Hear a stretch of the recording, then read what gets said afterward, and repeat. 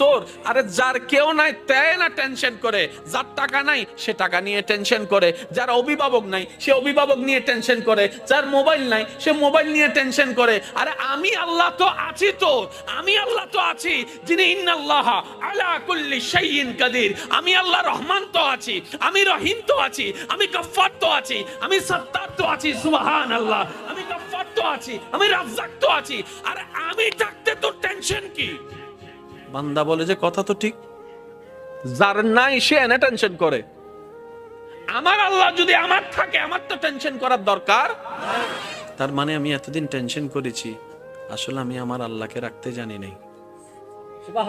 আমি আমার আল্লাহকে রাখতে জানি, আমি আমার আল্লাহকে ধরে রাখার মতো ধরে রাখতে জানি নাই, যার কারণে তো টেনশন আমাকে স্পর্শ করেছে।